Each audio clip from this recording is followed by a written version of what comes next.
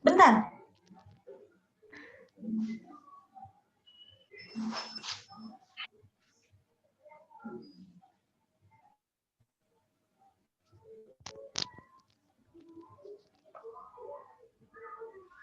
Oke.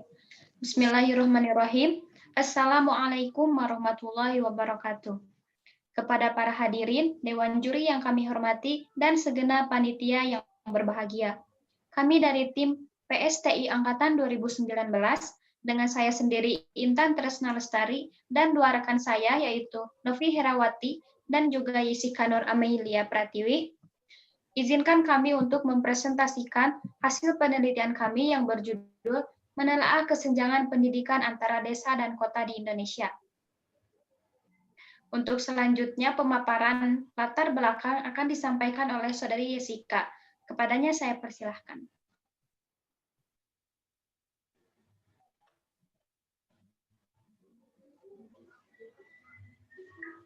Pada belakang, dalam pasal 31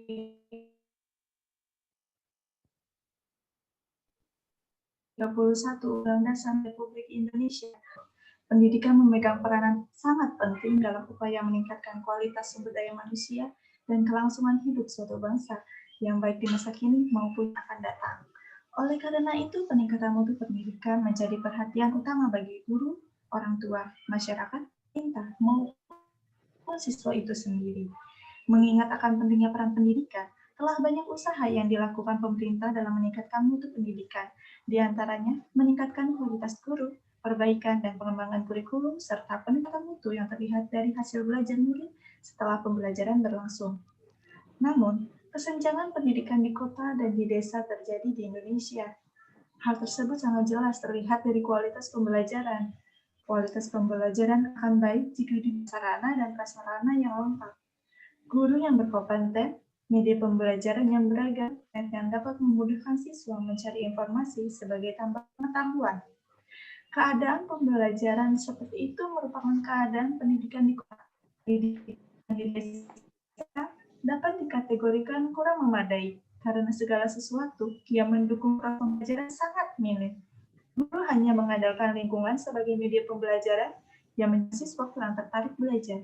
Guru yang mengajar dalam satu sekolah kurang, sehingga terjadi guru rangkap, yaitu guru mengajar pada 2 kelas sekaligus, serta tidak tersedianya akses internet yang membuat pembelajaran menjadi teacher-centric. Dari latar belakang, dibuatlah rumusan masalah. 1. Apa permasalahan pada proses pembelajaran yang ada di desa dan di kota? 2. Apa kendala yang dialami guru dan peserta didik dengan kurikulum yang berjalan saat ini? 3. Inovasi pembelajaran untuk diterapkan di desa. Terima kasih. Selanjutnya. Oke, selanjutnya yaitu kondisi pendidikan dan proses pembelajaran di desa terpencil. Di sini ada 2 contoh untuk kondisi sekolah yang ada di desa. Untuk yang pertama yaitu Madrasah Ibtidaiyah Darul Ulum yang berada di pesisir pantai Desa Mawu, Kecamatan Ambalawi, Kabupaten Bima. Sekolah ini hanya berdindingkan anyaman bambu dan berlantaikan tanah. Maka demikian, tanpa adanya bantuan dari pemerintah, pendiri sekolah dan para guru serta peserta didik hanya mampu mempunyai semangat tinggi dan tetap tegar hingga saat ini. Dan untuk sekolah yang kedua, yaitu SD Funanayaba Maluku. Sebagian besar warga desa Funanayaba tidak bersekolah, karena selain tidak ada guru, juga minimnya sarana dan prasarana pendukung seperti gedung serta buku pelajaran yang dimiliki sekolah. Selain itu, animo masyarakat untuk bersekolah masih sangat rendah. Oke, selanjutnya kita bisa lihat pada gambar yang sedang kita tampilkan saat ini, yaitu akses menuju sekolah yang ada di desa terpencil. Kita bisa lihat bahwa akses menuju sekolah di desa terpencil terbilang cukup buruk, di mana dari mulai banjir, jalanan becek yang sulit untuk dilewati, serta jembatan-jembatan yang tidak layak untuk dipakai beraktivitas, bahkan ada beberapa sungai yang tidak memiliki jembatan sama sekali. Kemudian, Persoalan pendidikan memang selalu menjadi topik hangat di Indonesia. Masyarakat desa maupun kota memiliki hak dan peluang yang sama untuk meraih pendidikan yang terbaik. Namun pada kenyataannya sangatlah jauh berbeda. Kita bisa lihat kondisi pendidikan yang ada di kota pada gambar yang sedang kita tampilkan saat ini.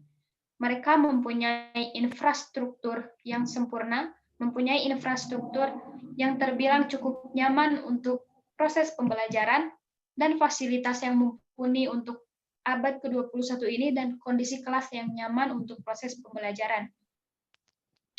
Untuk selanjutnya akan dipaparkan oleh Saudari Nopi, saya persilahkan. Baik, di sini saya akan menjelaskan mengenai penerapan kurikulum. Kurikulum yang saat ini diterapkan adalah kurikulum 2013. Kurikulum 2013 merupakan kurikulum yang menjadikan guru sebagai fasilitator. Student Center yang biasanya dijadikan pendekatan pembelajaran, Student Center ini merupakan pendekatan pembelajaran yang dipercaya efektif untuk peningkatan pembelajaran. Pada pendekatan ini, peserta didik dituntut untuk menjadi mandiri dan peserta didik dibebaskan untuk menjadi sumber pembelajaran dari mana saja, termasuk dari internet yang saat ini sudah menjadi alternatif dari proses pembelajaran. Itu sekolah-sekolah yang ada di desa yang kurang memadai akan hal tersebut. Hal ini menjadi suatu permasalahan. Jangankan untuk mengakses internet, untuk meng-SMS pun mereka sulit. Kondisi sekolah yang ada di desa terpencil sangat memprihatinkan. Apalagi teknologi yang begitu pesat seperti sekarang ini, bangunan-bangunan yang sangat kurang nyaman, peralatan sekolah yang kurang memadai, seperti komputer dan yang lainnya.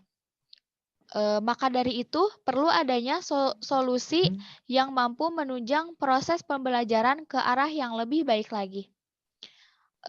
Kemudian dihasilkan pemecahan masalah. Yang pertama, pembelajaran dengan menerapkan blended learning. Blended learning adalah pembelajaran yang menggabungkan aspek kegiatan tatap muka, pembelajaran online, dan kegiatan praktek. Yang kedua, berkolaborasi antara lembaga pendidikan. Sekolah yang kurang memiliki fasilitas yang menunjang untuk pembelajaran bisa berkolaborasi dengan sekolah yang lebih menunjang. Kedua, mahasiswa dan orang-orang yang memiliki keahlian lainnya dapat membantu sekolah-sekolah yang masih kurang tenaga pengajarnya. Selanjutnya, pada penelitian ini, kami menggunakan penelitian studi kasus dan studi literatur. Menurut Jed, pada tahun 2008, studi kasus merupakan metode penelitian ilmu sosial. Dalam metode ini, dilakukan pemeriksaan yang mendalam terhadap suatu kejadian atau keadaan yang disebut kasus. Sedangkan, studi literatur adalah serangkaian kegiatan yang berkenaan dengan metode pengumpulan data pustaka, membaca, dan mencatat serta mengolah bahan penelitian. Selanjutnya akan dipaparkan oleh Saudari Jessica. Kepadanya saya persilahkan.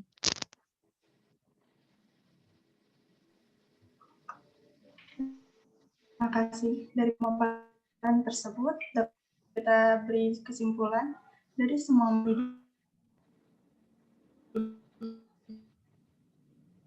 dan di atas sudah saatnya Indonesia diperlukan peran serta dan pengawasan bersama, mulai dari siswa, masyarakat, sampai ke pemerintah.